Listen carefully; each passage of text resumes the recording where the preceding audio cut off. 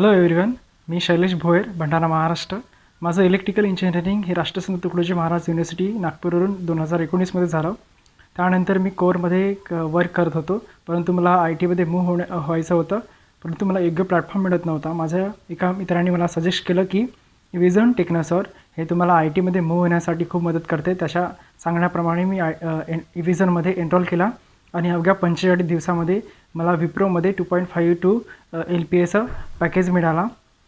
मी खूप धन्यवाद करतो विजनच्या सर्व प्लेसमेंट टीम, ॲडमिन आणि सर्व टीचर्स यांना की त्यांनी आम्हाला खूप प्रकारचं मार्गदर्शन केलं आणि वेळोवेळी आम्हाला सपोर्ट केलं. Thank you vision.